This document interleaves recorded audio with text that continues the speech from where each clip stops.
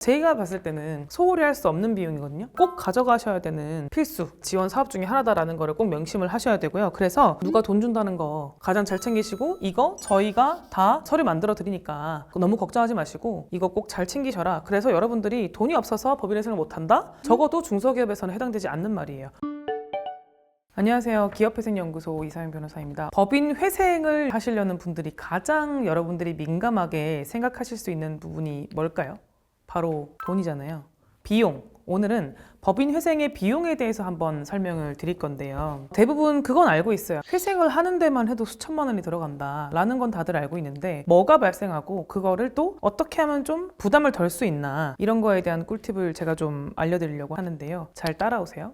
일단 비용 먼저 정리를 해드리면, 크게 예납금, 그리고 두 번째 CRO 보수, 그 다음에 법무법인 수임료가 있어요. 여기서 사실 3번은 크게 설명드릴 게 없고 주로 이제 요 중심으로 설명을 드릴 거예요. 왜냐면 이 법무법인 수임료를 아끼는 방법이 뭐가 있겠어요? 없어요. 그냥 잘 찾아가시면 돼요. 돈값 하는 데를 잘 찾아가시면 돼요. 그리고 지난번에 한번 말씀드리긴 했잖아요. 법무법인 수임료 아끼지 마라, 제일 싼 데 가지 마라. 이해하셨죠? 여기서 이제 예납금 CRO 보수 중에, CRO는 뭐냐면 CEO, CFO처럼 이 기업을 구조조정하는 그런 담당자라고 생각하시면 돼요. 회사의 구조조정을 진행하는 임원보수라고 생각하시면 되고, CRO의 보수 그리고 예납금이 대표적으로 법인회생의 대표님들이 좀 부담스러워하는 이제 비용 중에 하나인데요. 여기서 예납금은 법원에 우리가 이제 이용수수료라고 제가 대부분 말씀드리는데요. 법원의 이용 수수료는 우리가 법원의 서비스를 얼마나 많은 시간을 사용하는가에 따라서 결정이 될 거 아니에요. 그래서 보통 민사 같은 경우에는 뭐 인지송달료라고 해서, 송달료는 송달에 들어가는 실비를 내는 거고, 인지 때는 얼마나 그게 비싼 소송인가에 따라서 부담이 되거든요. 마찬가지로 법인회생의 예납금 역시 법원을 얼마나 이용하는가에 따라 달라지니까 보통은 부채 규모나 이런 거에 따라서 이제 결정이 돼요. 그런데 이건 이제 예납이니까 미리 납부하는 금액이거든요. 그러니까 미리 준비를 해야 되는 거예요. 우리가 이용을 12개월 한다 그러면 12개월 나눠서 내는 게 아니라 처음에 진행을 할 때부터 예납금 준비를 해야 되고, 법인회생을 신청할 때 법인회생 우리가 하겠습니다라고 해서 막 긴급하게 준비해가지고 당장 통장 막 압류되게 생겨가지고 진행을 했는데 예납금이 없어. 그러면은 진행이 안 될 거 아니에요. 법무법인 수임료도 그렇고 예납금도 그렇고 초기에 준비를 해야 되기 때문에 여러분들이 좀 부담이 되실 텐데요. 이 예납금이라는 거를 좀 줄여줄 수 있는 지원 사업이 있어요. 예를 들면 이 회사가 살아나고 싶은데 당장 돈이 돌지 않는 거예요. 그럴 때 이 회사의 재기를 지원해야 될 거 아니에요. 그래서 그거를 국가의 자금을 투입해서, 세금을 투입을 해서 요 예납금을 지원해주는 제도가 있어요. 근데 우리 그런 것도 있잖아요. 소송구조 아시죠? 소송구조라는 게 변호사 수임료를 내기 어려운, 이런 이제 이용하기 어려운 이런 분들을 대상으로 법원에서 소송 구조를 해주겠다라고 해서 그런 비용을 지원해주는 프로그램이 있거든요. 그것처럼 법인회생의 경우에도 당신들의 이용 수수료를 지원해주겠다. 왜냐면 워낙 금액이 크니까 너희들이 힘들고 어려우면 도와주겠다. 근데 대기업은 안 돼요. 중소기업만 됩니다. 자, 그러면 가장 중요한 거는 내가 예납금을 얼마나 내냐보다, 그래서 이 예납금 누가 지원을 받을 수 있냐, 그리고 어떻게 진행이 되는 거냐, 이걸 지금 설명을 드릴 건데요.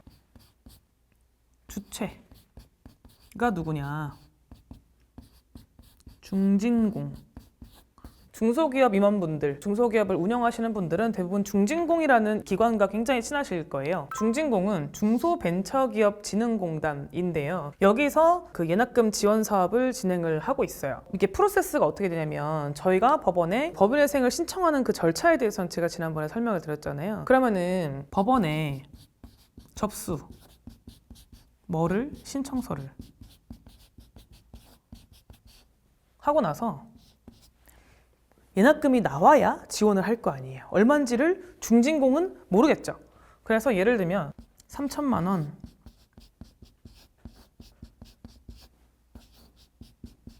예납 명령이 나와요. 그러면은 예납 명령서를 들고 중진공을 찾아갑니다. 지원 사업 신청.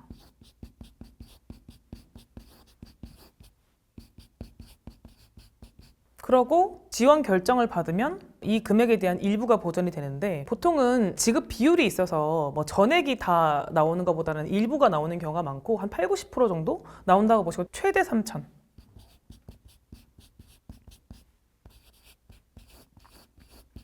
까지 지원이 됩니다. 뭐 그럴 일은 없겠지만 중소기업진흥공단에서 진행을 하고 있는 거니까 우리가 이제 알만한 50대 기업, 100대 기업 이런 것들이 만약에 법인회생을 진행한다고 해도 이 지원을 좀 받기는 어렵겠죠. 그 다음에 지원 규모를 조금 더 상세하게 말씀드리면 간회합 사건이 있어요. 그리고 회합 사건이 있어요. 간회합이 뭐야? 회합이 뭐야? 이렇게 생각하잖아요. 이거 그냥 줄임말이에요. 회생 단독, 간이 회생 합의 뭐 이런 뜻이에요. 그러니까 우리가 간회합 사건이다 그러면은 회생의 간이한 사건, 단독 판사님이 진행하는 사건은 좀 간단한 사건, 그리고 합의부에서 진행하는 사건은 좀 어려운 사건 이렇게 평가를 하거든요. 민사에서도. 그래서 이거는 이제 법원 용어니까 채무 이제 규모에 따라서 부채 총액 50억 원 이하, 억 원 이하. 여기는 이제 초과. 이렇게 분류가 되고요. 아까 제가 이거 이제 최대 3천만 원이라고 말씀드렸고 여기에 대한 이제 회사 분담금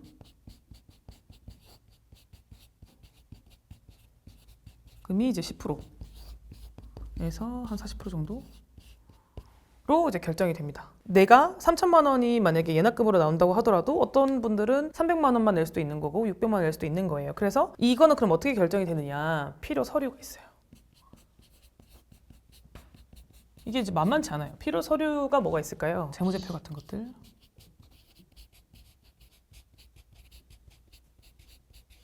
제가 뭐 이 지원 사업의 내용에 대해서는 따로 제가 설명을 드리겠지만 이런 것들을 대표님들이 준비를 하실 때 회생 신청을 할 때 이거를 따로 준비하시기가 되게 어렵단 말이에요. 근데 이 서류들이 대부분은 법인회생 자체를 진행할 때 필요한 서류들이에요. 그래서 준비가 그렇게 어렵지는 않아요. 그래서 이거를 준비하는 방법은 다 법무법인에서 알려드리지 않는 것도 있겠지만 어쨌든 저희는 알려드리거든요. 그래서 이러이러한 부분을 이렇게 제출하면 된다라고 코치를 해드리니까요. 이걸 또 잘 쓰셔야 3천만 원을 받는 건데 또 제대로 미비하면은 이거 결정이 안 나올 수도 있거든요. 되게 당연한 건데 놓칠 수도 있는 부분이겠네요. 아니 놓칠 수도 있고 그런 게 있다고 안내하시는 분만 있고 가봐라 이렇게만 해주시는 분이 있고 회사에서 컨트롤을 좀 해주시는 데들이 있으니까 그런 차이가 있어요. 일단은 그래서 만약에 회사에서 다행히 이 중진공의 지원을 받을 수 있게 되잖아요. 그러면은 이 예납 명령이 다시 우리가 이제 이거를 지원 사업을 받아서 감액 신청이라는 걸 하면은 받아들여지는 경우에는 예납금 감액 결정이 나오게 돼요. 그때 법인회생 설명했던 것처럼 그 이후의 절차들 개시 이때부터 쭉 이제 진행이 되겠죠?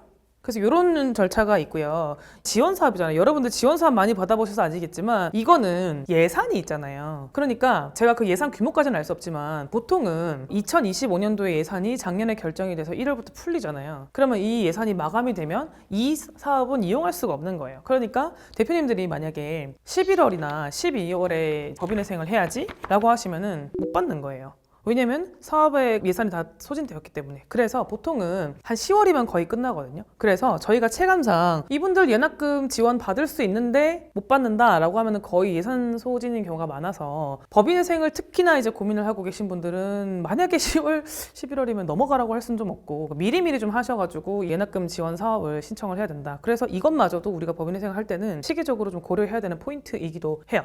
우리가 가뜩이나 이제 법인회생 신청을 하면서 여러분들이 법원에 이 신청서를 접수함과 동시에 가장 간절하게 바라는 그 포괄적 금지 명령 있잖아요. 그 수많은 독촉들을 중단시켜서 법인에서 나가는 자금을 동결시켜서 더 이상 비용을 못 나가게 하는 그런 이제 포괄적 금지 명령 절차를 여러분들이 받으려고 하는 가장 큰 이유 중에 하나가 돈이 없어서잖아요. 근데 이 3천만 원이라는 게 어느 회사 입장에서도 푼 돈은 아닐 거예요. 그래서 이 예납금이 그 얼마가 나오든지에 상관없이 모든 이런 회사 입장에서는 이게 부담이 되는 금액이거든요. 근데 내가 중소기업이라는 이 요건에 해당이 됨에도 불구하고 만약에 이 지원 프로그램을 만약에 법인에서 저희가 안내를 해주지 않으면, 왜냐면 이건 저희 의무는 아니거든요. 중소기업진흥공단에서 당신이 예납금을 지원을 받든 말든 우리랑은 아무 상관이 없어요. 왜냐면 저희는 수입료만 받으면 되거든요. 근데 그럼에도 불구하고 법무법인 입장에서 이런 프로세스를 여러분들에게 착실하게 안내를 드리고 이 지원 필요 서류 굉장히 많아요. 사실 제가 등이라고 썼지만 굉장히 많은 서류들을